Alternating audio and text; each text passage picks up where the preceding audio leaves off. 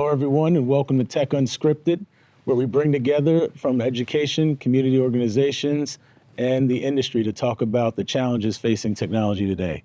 Season 3 is here. My name is George Lewis, and we are here to talk about a key topic on hitting the intersection between technology, opportunity, and equity. How universities and local communities can work together to close the digital divide. Universities sit right in the heart of a lot of communities. When access improves on campus, the impact doesn't just stay on campus. It ripples outward to families, neighborhoods, and the next generation of innovators. We've got 3 leaders here today to talk closely about this, and I want them to introduce themselves.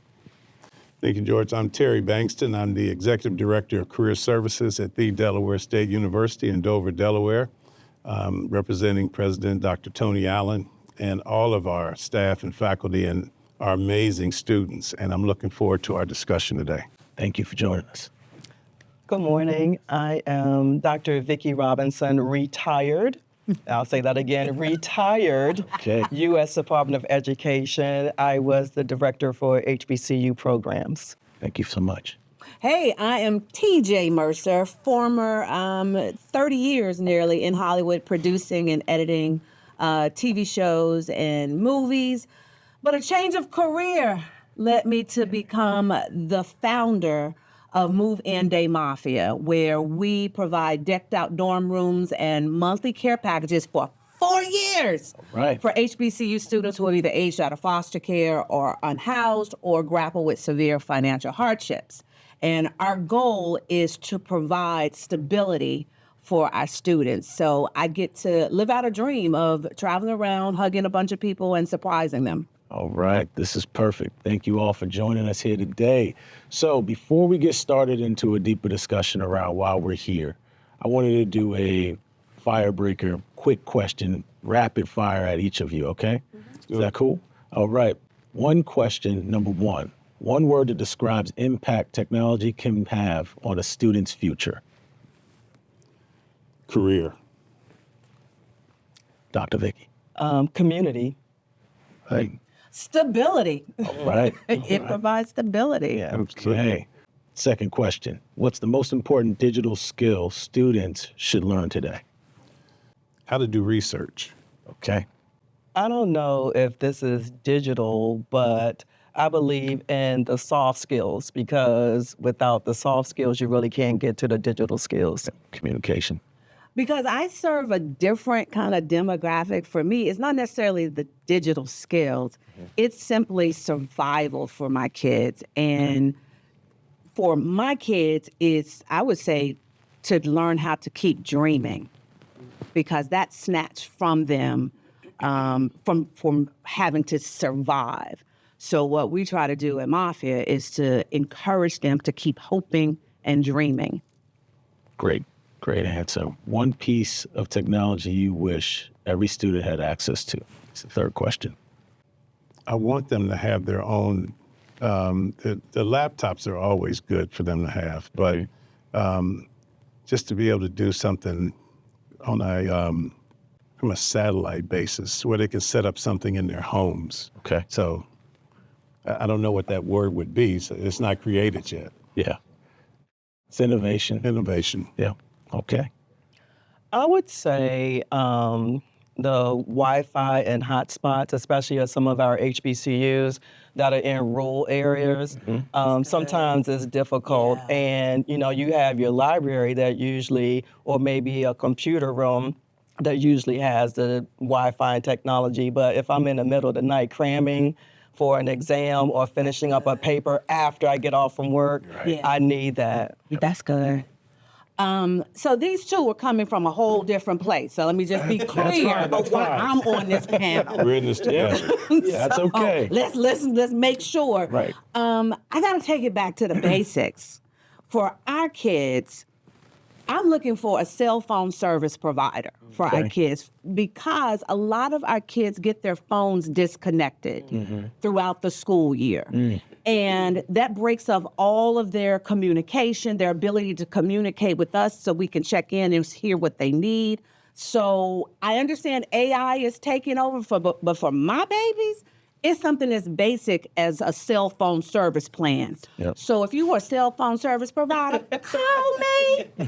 And then secondly, I would have to agree with Terry, the laptops. Fortunately, last year, Cisco came through like a champ and gave all of our students laptops to kick off the year. So 25 laptops were given to our students that Cisco made possible. And so that changes the game. So Dr. Vicki said that, if they're going to work, they need Wi-Fi.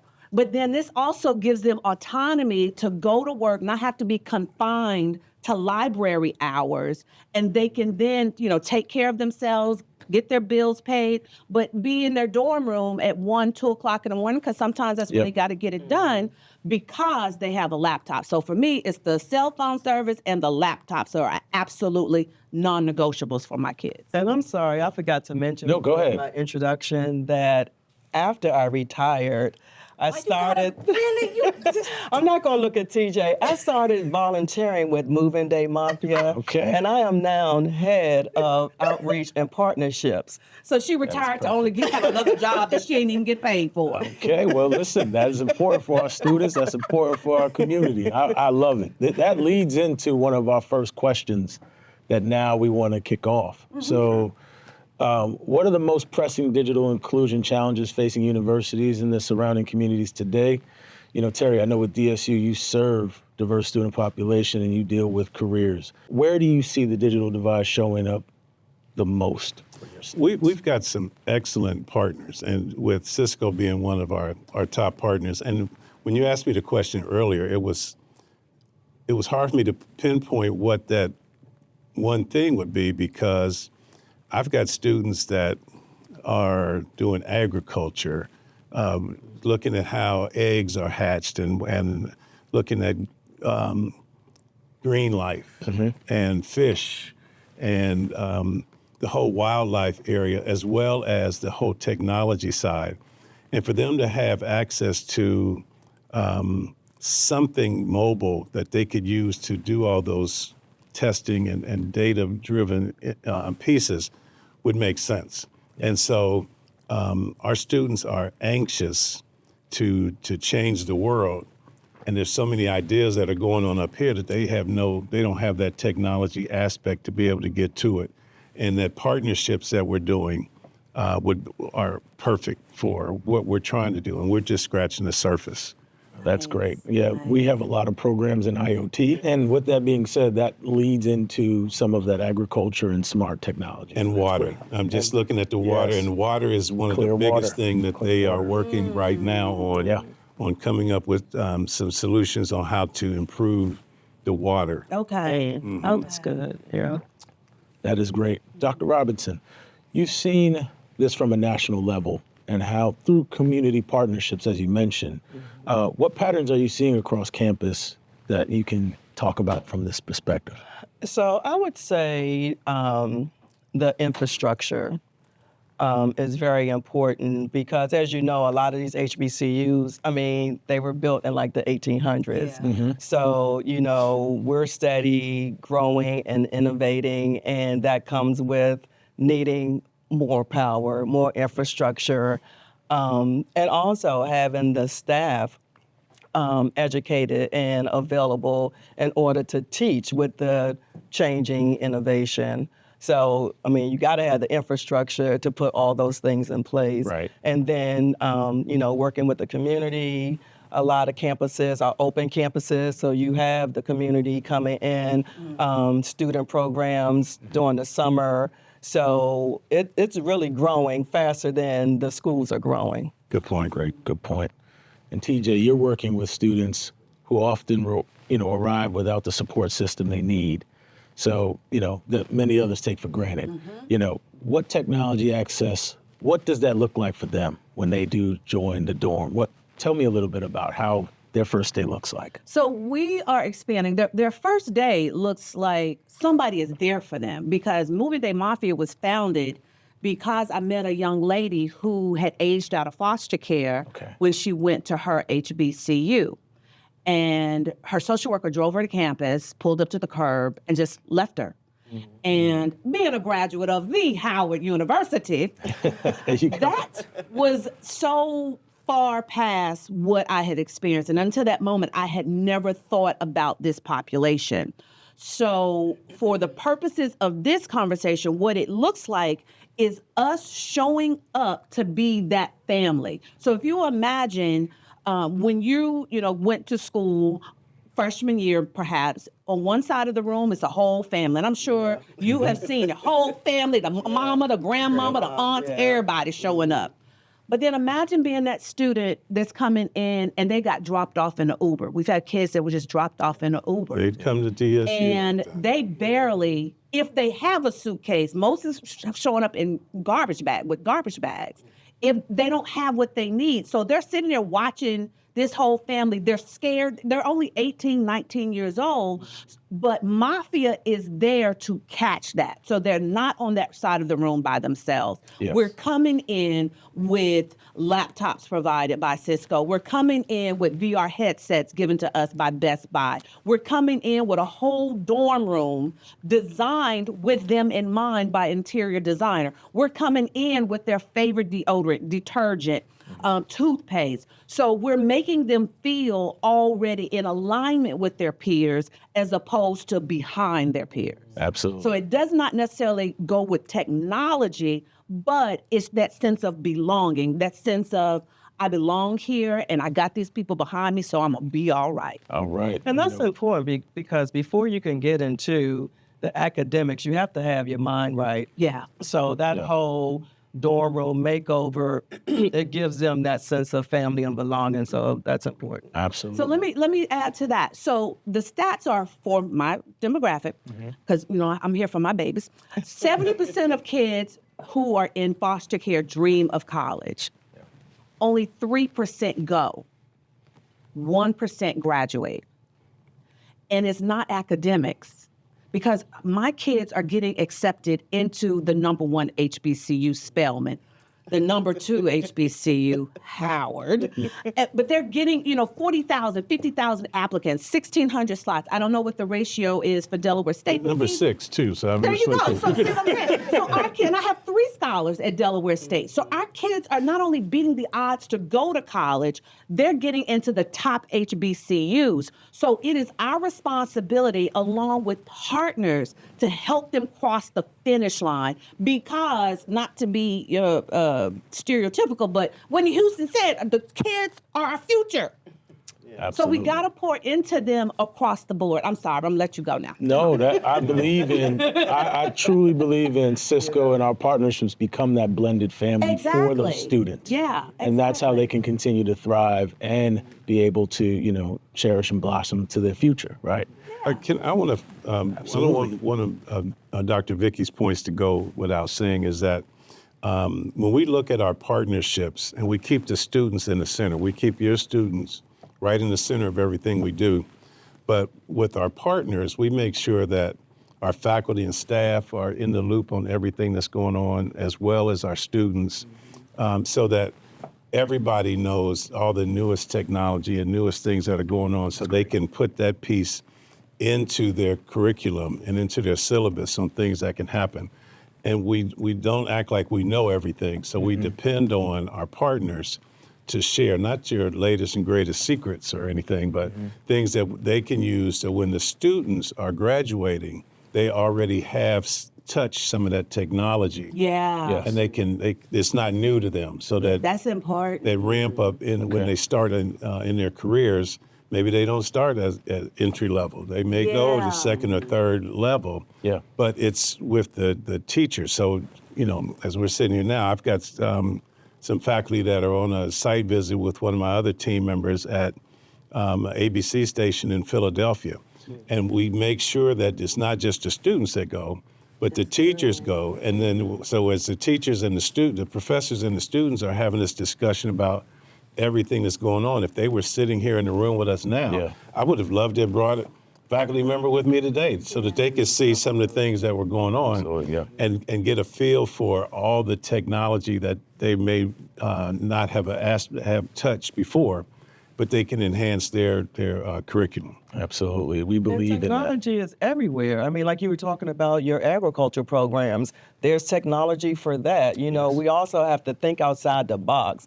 It's not just like, you know, the computer part of the technology, but technology is everywhere. Medicine, you know, like you say, agriculture, everywhere. Absolutely. Digital transformation for Cisco is one of our key areas. So Yeah. that's something that we Ooh, I like that. Digital transformation. Let's get the transformation. Hey, absolutely. I like that. Thank you so much. So it leads us to the next topic, which you guys were bringing up is, you know, collaboration across communities. Yeah. You know, the question is around how have collaboration between universities, local governments, and the support organizations help advance the digital access and connectivity to these students? So I'll start with you, Terry. You know, one of the things that, as it is with PWIs, but with HBCUs, it depends on what areas that they're in, on what they need.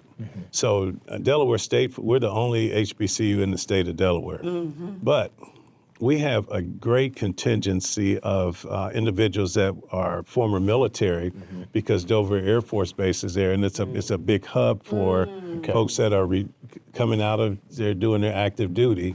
And then they come to Delaware State. So they bring a whole different mindset of what technology is because they've done things within the government aspect of it, whether it's on the war side or at the Pentagon. I mean, or it could be here in D.C., wherever they were stationed at. And they bring a different mindset. So that person that meets your student that comes in at 18 years old brings a whole different concept. And if we are where we need to be from a technology standpoint or rising, then the communication level is such where it just makes sense. So at any time in our classroom, we could have 5 generations sitting at the table at the same time. And we have to be able to have that communication where we're not just stuck on what did TJ just say? I don't understand. I can't even get past the conversation because There's a communication breakdown. and that technology piece makes it easier for us to do that. And our outreach in the community is such where we have, and not to dominate the conversation, but we have students that dropped out at an early age and started families and are now coming back to school. That's always and they're nice. learning. So we have students that the parents are graduating with the students. And that's when they walk across stage and they're together, but they can still do that technology. I love that. And I want to make sure that whatever we do, that it's all encompassing everything that's going on from the community and the partnership. I love that. And Dr. Vicki, as far as, you know, you've been with the Department of Education for over 15 years, and, you know, She probably gonna correct you and say she was. She retired. Yes, so we're not going back. She retired. You know, but you see that as well in government. How big of a role do partnerships play in scaling for the digital inclusion? Yeah. So Terry mentioned the differences in the classrooms. As when I was the director for HBCU programs, I also had predominantly Black institutions. I had veteran programs. I had a teacher program, the Minority Science, Engineering, and Improvement program. So it wasn't just HBCUs. And then even with the HBCUs, I had undergraduate, I had graduate programs. So there were a lot of different programs in my department. And one thing that I did as the director, and this is how I got involved with TJ and Cisco. I had what I called master classes. And what I did was I would invite the institutions, partners such as Move In Day Mafia and Cisco to come and talk about the work that you all are doing so that everyone that was impacted by my programs would have access to that information, which led to partnerships, collaborations, internships, fellowships, working with the State Department and FDA and other organizations. So that was very important to me as a director. No, that's great. Wow.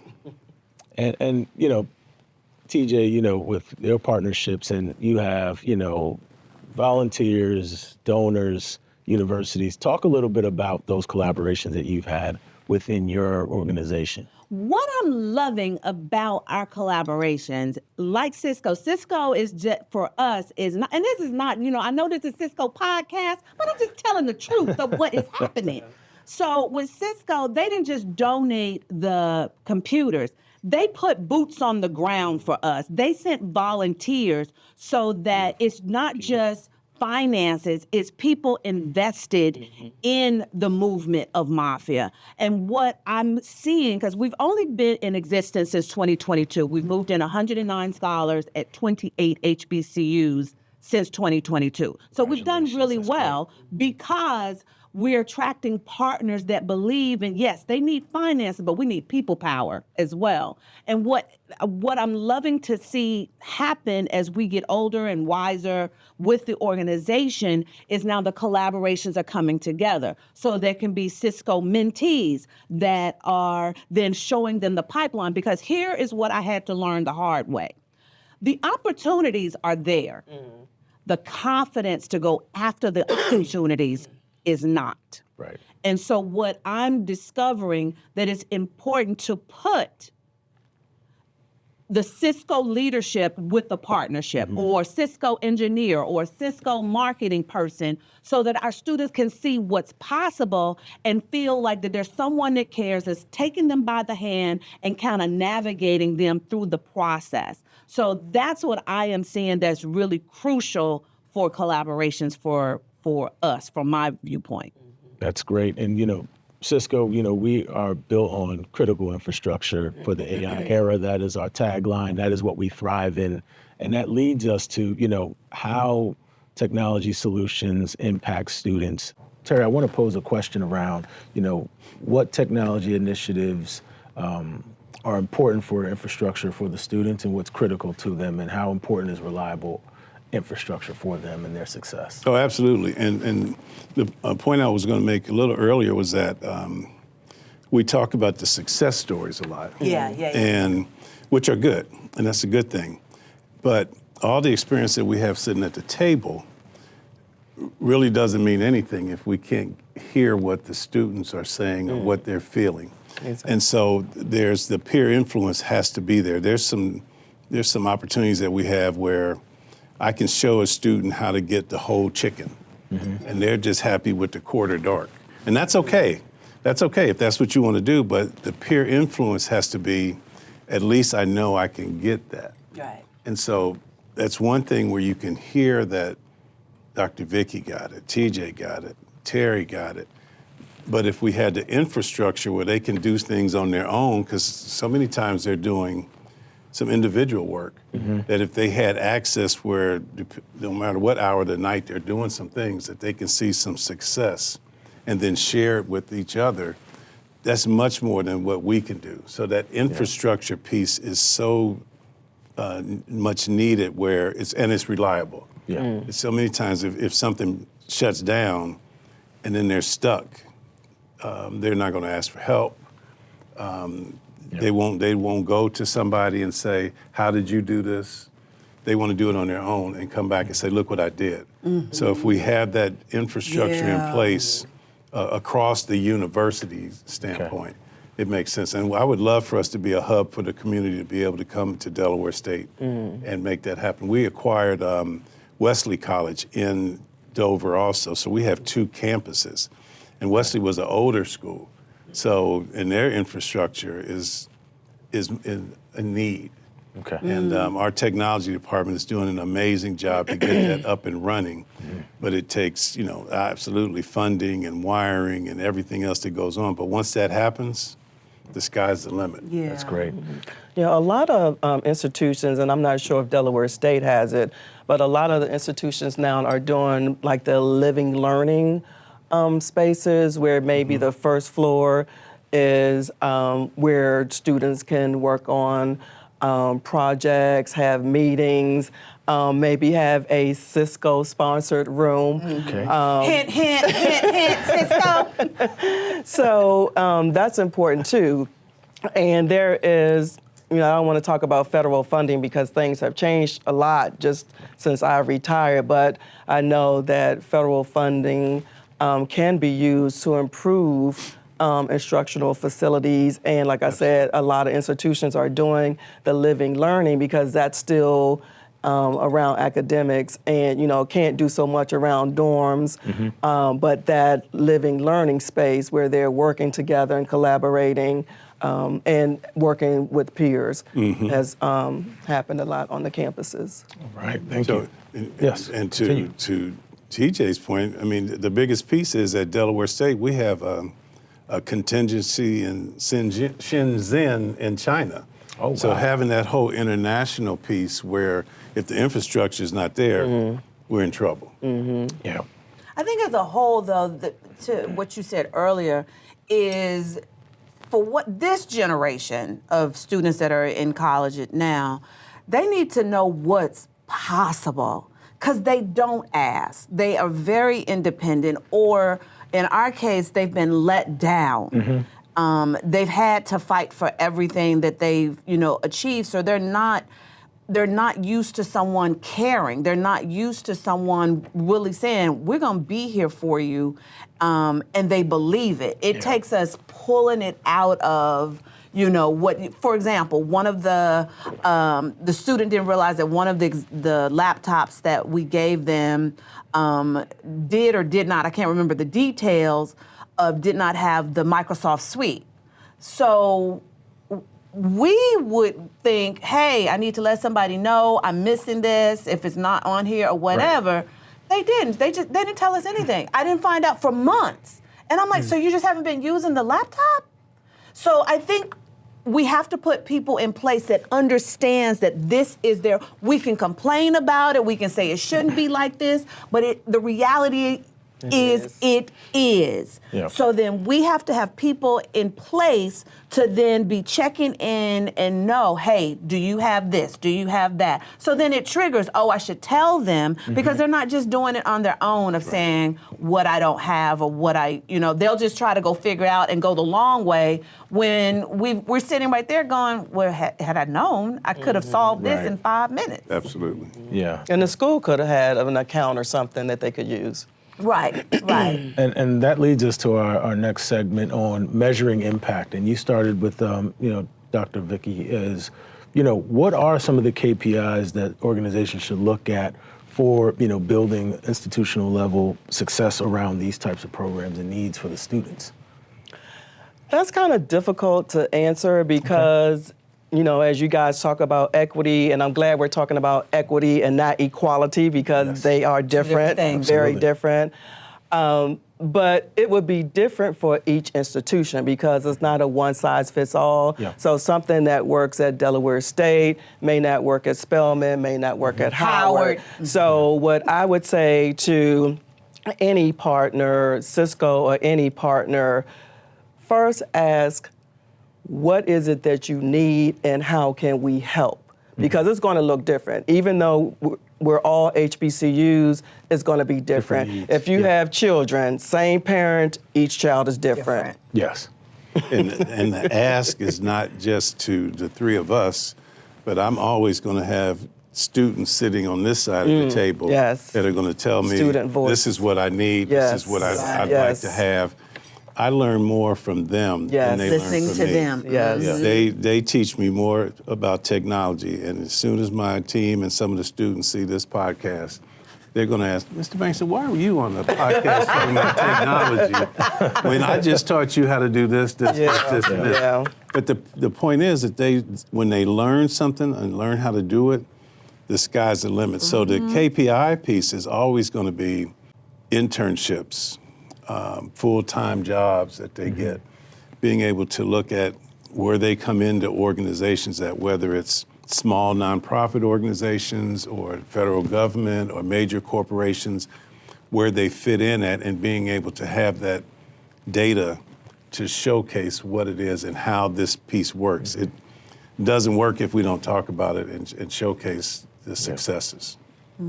That's great. And TJ, one of the things I want to bring up to you is, how do your students and how do your people, your children, right? Measure success when you talk to them and they are getting what they need from these programs and partnerships. What do you see and measure that success? What does that impact look like to the students? What do they tell you? It's kind of twofold for us. One, it's the actual tangible data. So when we first started Mafia, we had a 0% retention rate, 0% in our first year, because we only moved in 13 students that year, and they were all handpicked by the president of the college. And well-intentioned, he wanted to make sure that it was students that he thought would really benefit from the opportunity. Well, for them, they had no skin in the game because it was just a bunch of people showing up like, hey, we're here to give you free stuff and what have you, So they didn't have any skin in the game. So I was like, that doesn't work. So the next year, when we moved in 31 students at 5 HBCUs, they had to apply. They had to have some kind of skin in the game. So our retention jumped to 42% that year. Oh, wow. But the next year, and I'm still going like, okay, there's a disconnect. When I started digging, I started realizing that a lot of these students were showing up to school not understanding financial aid, not really understanding how much college costs, what they needed. And so I put in a team called the Mafia Moms, and it was basically a team that took their hand the minute they came into Mafia and walked them through step by step of what, is available to them, what it looks like. That year, George, our retention jumped to 92%. Wow. So that's the hard data of what I'm watching. And then the second level is I'm watching graduation rates. How are our babies getting to graduation? But the intangible is every month when they sit their care package requests, they have to fill out a good news section. And they have to finish a sentence stem. I'm grateful for, I'm thankful for, I'm looking forward to, I'm excited about, or something like that, and tell me what's going on. That's when I start to get to really know them, what they're thinking. Yeah. And what I'm seeing consistently that they're sharing is that they love the stability that is giving them peace of mind. So now I've got kids presenting on Capitol Hill. I've got kids that are Mr. or Miss Senior or Miss Sophomore. I got kids who are pledging sororities and fraternities because we've given them the freedom to think, because they're not worried about detergent. They're not worried about toilet paper, paper towels, snacks. They're not worried about any of those things. And the last thing I'll say is measuring the impact. And Dr. Vicki has witnessed this, that things that we take for granted. Mm-hmm. I'm a woman, so of course I've needed maxi pads. I show this young lady, a student at Prairie View, I show her room. It's totally designed by a professional interior designer. She loves the room. But it wasn't until I showed her, we had bought her favorite maxi pads, that she just broke into tears. Mm. That's how I know we're making impact as well, because these kids are being seen. Yeah. They know that they matter. So I have 3 levels that I juggle when it comes to what are we doing, how is it working, what do we need to do next? Okay. And what do we do next as Move In Day Mafia is growing? Now we're starting to add workshops. So workshops around financial literacy, what happens after graduation, creditworthiness, mental health, wellness. So it's more than a dorm room makeover. It's more than the monthly care packages. We're really meeting them where they are and giving them what they need. Stability. So when you all talked about making an impact, one of the things that Cisco did for us, they helped us purchase a machine that's called an iris photo, and we do headshots. Oh, that's dope. They can use for their resumes, and they put it on their LinkedIn pages. Yeah.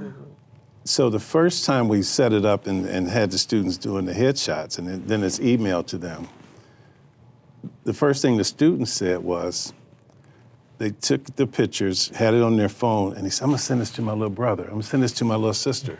I love And now they're passing this information down to the next generation. Yeah. So when the students come on campus with their siblings for homecoming or some events, they bring them to the career services office. and we do love headshots that. for the young kids. Oh, that's great. But it gets them excited about getting ready to come to college. So that's just a offset That's of incredible. the piece that you all did, and I cannot go beyond talking about Ms. Perry and the things that she's done with our IT department to making this piece work. It's phenomenal. It's a powerful state, and so it goes deeper than just us sitting at the table. And if we don't look at the holistic piece of it, we're losing the emphasis of it. Great information. And before we wrap up, this has been a great conversation, and I love everything about what we're talking about. And it leads me to my last rapid fire question that I want to give you guys. If we could wave a magic wand and solve one technology challenge for students tomorrow, TJ, what would that be? Oh, that's easy. The cell phone service plan, call me. Okay. But also continuing to pour into them with laptops. I would love for Cisco that every year, it becomes a thing that they know that they're covering our incoming class. Okay. So then they know that they compete. They're starting off ahead of the game as opposed to behind the game. So yeah, for me, that's easy. Okay. Dr. Vicki? I'm going to stick with what I started originally talking about the infrastructure, because to me, that's like the foundational level. And I believe, as Whitney Young believes, that it's better to be prepared for an opportunity and not have one than to have an opportunity and not be prepared. So we want to make sure that we're preparing our students. And it's also a win-win for Cisco, because if Cisco is working with the students, the staff, the institutions, when they graduate, it's going to help Cisco workforce. And there's so many resources and tools that we didn't even talk about that Cisco have. The academy, the university, just everything that Cisco has to offer. It needs to be known. All right. And just one last one. Wiring. Not that I don't want our students to go sit in Starbucks or McDonald's and have to use their Wi-Fi to get their work done. They could do it from their dorm room. Well, and I just got to say, y'all have been totally responsive. Shania Ishmael, Yes. who has been our advocate, She's great. you have been totally responsive to have a strong footprint in transformation. all right. Well, And not just the, I'm Go ahead. sorry. No, go ahead. Not just the students here. Terry touched on it when he talked about their partnership with China, but we're growing virtually and globally. So that's something else that needs to be taken into consideration. All right. Well, there you have it, folks. Our time is up, but this was a great conversation on bridging the gap between digital inclusion, but also the partnerships. What matters to us most is what's happening with DSU and with Move In Day Mafia, being able to bring student success and careers forward. Thank you so much for partnering with Cisco, and thank you all for Tech Unscripted. Great. Yeah. Thank you so much. Thank you.